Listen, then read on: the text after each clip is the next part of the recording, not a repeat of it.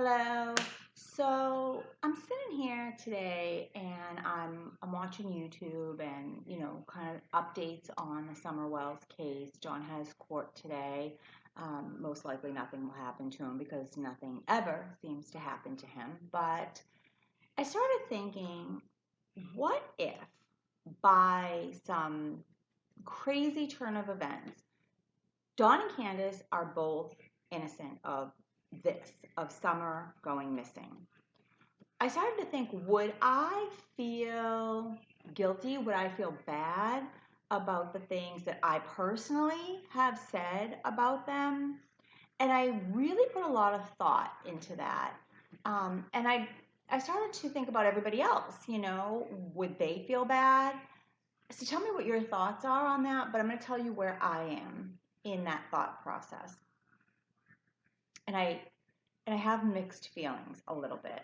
So as far as Dawn, probably not. Not that my heart doesn't go out to anybody if their child has gone missing and potentially deceased, and it wasn't something that they did. I mean, even the most horrible person in the world, you're going to have some type of empathy for that situation. But the way Don has conducted himself through this whole thing makes it really hard to have a soft heart for him, even if he were innocent, even if he had nothing to do with this. And maybe that's not fair because I've never been in that situation. I've been in a lot of horrible situations in my life. I'm almost 50 years old. I certainly have had my share of crosses to carry, but I've never been in that situation. So who am I to say how I would act? But when other allegations came out about Don's past, the way that he was so callous, the way that he was so cold, the way that he refused to take any sort of personal responsibility just really gave me such a bad taste in my mouth for him as a person, as a human. Now I get it, you're dealing with this. Now this is going with the theory that they're innocent. Okay? You're going through this traumatic event and then these shadows from the past emerge, and maybe he just didn't know how to handle them the right way. I don't know. But surely when everybody in the world essentially was saying like, hey, come on, Don, like you're victim shaming, you're victim blaming, like take some responsibility. Even if initially you acted poorly because you were thrown off by the allegations come into light and you had all these other emotions going on and you reacted poorly, you would think with the outcry from the public that you would sit down and go, oh, I've handled that really badly. Let me try to revise the way that, I'm talking on this subject, and let me try to kind of let people know that, I'm not a monster and I did these horrible things, but, I've come to a point in my life where I see them for, what it was, and that I'm remorseful and I'm sorry, and and then that he would talk to the victims in a much more empathetic and apologetic type of way. But he didn't do any of that. He still hasn't done any of that. He is just as cold-hearted now about the situation as he was when the allegations came to light. So I have a really hard time with Don and having any kind of sympathy for him. Right or wrong, that's just kind of where I am. And, that brings me to Candace. I have really mixed feelings.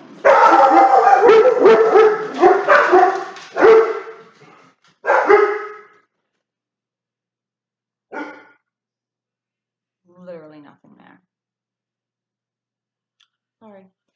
Um, when I look at Candace, I see a person, and I this is my opinion. This is just my opinion. I see a person who came into this world fully ready to be a lifelong victim. I think that she probably was born into a shit show and has never been given even half a chance in life. That's truly what I believe. Um, and that may be wrong, fine. But that's what I see. I see that I see that the people in her life surrounding her entire life never gave her the chance, never gave her the skills that she was going to need to be a whole and happy and functioning person. I would say maybe the same thing could be true of Dawn, except when you look at least the players that we get to see, or we've gotten to know over the last few months on both sides of the family, most of the people that we've seen on Candace's side seem to be struggling to do life. We see that the people on Dawn's side, at least some of them, are doing fine, even though they've come out of these horrible situations with him, at least with him, and they're still doing life just fine. So that would give me the thought process that there had to be some functionality in that family. There had to be some skills given to these people. So I have a harder time with Don than Candace. Now, that's not to say that Candace is off the hook, because then that brings us the whole H situation, and that if there was an inappropriate relationship there, then that's really unfair to give her a pass but call Dawn a predator, right? So that's where I am with Candace. Part of me just feels like uh, it is what it is. She could potentially be a predator too, and she doesn't get a free pass. But then another part of me is like, and this is so mean. I don't mean this at all to be rude. But when you hear Dawn speak and then you hear Candace speak, I feel like Dawn is dealing with a totally normal intellect. Not that he's not a terrible person in a lot of ways, but he seems to have a normal intellect, and he can speak adequately, and he can get his point across, and he seems to be able to do interviews and speak just as well as I am. Candace strikes me that she may have some kind of deficits going on. And I know that there's a lot of addiction and stuff going on, so I don't know how much that impairs her when she's speaking. But I've seen her speak when she didn't seem to be under the influence of anything, and she doesn't seem highly intelligent. And I don't mean that in a mean way. So, with the immaturity that she seems to present in her personality, you almost wonder with the H situation how much was predator behavior and how much is her really just kind of being on that level and maybe not realizing how horrifically inappropriate it is. So I don't know. Those are my thoughts that are just kind of like floating around my head. And I know that there's so much addiction going on here, probably on both sides. I come from a family where there was a lot of addiction. And I got to say this, I know that we are at a place in the world where we see addiction as a disease, but, and I'm not in any way saying that that is not valid. I've actually worked in that field, and I've worked with people who struggled with addiction, and I 1000% understand the chemical changes that go on when addiction goes on for a long time and how it impairs people, their decision making, their thought processes. I get it. I do. But I'm also kind of sick and tired of, again, it being a free pass. Look at the Harmony Montgomery case. It's like every time we see these situations where these little kids are caught up in families where addiction is out of control, and we see terrible things happening. How many times are we going to let it be an excuse that there was addiction? If you have a problem and you have a child, there has to be a moral and legal obligation to get yourself clean, and to be able to parent that child or place that child with somebody who can do it. It is not okay to just say like, well, there was addiction and da da da da da. Da. It's not okay. It's not a reason. I mean, it may be a reason, but it certainly cannot be an excuse. We've got to do better. We've got to do better. Now, here's another thing that I'm thinking. So, as far as the parents, if they are innocent, should they get the boys back? I've thought long and hard about that because statistically speaking, children, even in the worst of situations with the biological family, still seem to fare better long term when kept in their biological families than in state custody. So we really need to look at that. Let's say that we can prove there was no SA at all, okay? And we're dealing with just physical abuse, emotional abuse, neglect, whatever. It's a tough one.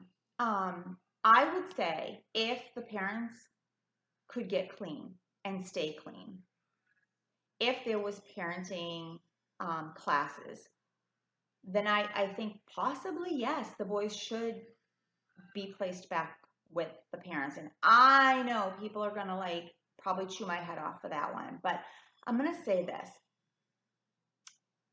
When you look at parents who physically abuse their children, more often than not, that comes from them lacking parenting skills. That usually comes from frustration, being overwhelmed, or that's how they were parented, and they truly don't understand that it's wrong, that corporal punishment is the norm for them. And even if it's excessive, that may be how they were raised and they don't understand it. They don't see it as abuse. And when you look at the totality of this situation, at least in most of the pictures and videos and everything else, I do think the parents love these kids. I do think that Candace really thought that she was a good mom because she took them places. She clearly gave them a lot of recreation, and they didn't just sit in the house and do nothing. She was out and about with them. She was always taking them places. When you listen to her on the videos and she's filming the kids, she genuinely seems to be enjoying seeing them have a good time. I don't know. I think that if she were given a lot of help and training on how to appropriately discipline a child, and the neglect, oh my gosh, again, is that because there was so much addiction going on? Was she just overwhelmed? Or is that how she grew up? And the fact that she lived in a pigsty never fazed her, that was just the norm to her. If we could get people in there, if we could get social services in there, if we could get counselors in there, if we could get, parenting coaches in there, life coaches in there, and really help her understand how important the environment is, cleanliness and appropriate discipline, I'm not so sure she shouldn't ever get the boys back. Again, this is if some monumental proof came out that she had nothing to do with the disappearance of Summer. And if we could 1,000% rule out that there was SA, because I can take physical abuse, I can take emotional abuse, I can take neglect, and I can say those things are fixable. SA, deal breaker. Like, I don't care if you grew up as a victim of it, because, then there's the whole thing like, do people that victimize in that way, did it happen to them? If you were physically abused and you went on to physically abuse your children because you didn't know any other way of discipline, I can see that. I don't care if you were a victim of SA, there is still something in your head, in your heart, in your soul as a person that knows that this is pure evil. My opinion. And if you go on to do that to somebody else, I don't want to hear that it happened to you. I don't want to hear that you didn't know better. There is something in your soul that knows that that is pure evil. And so that is a deal breaker to me.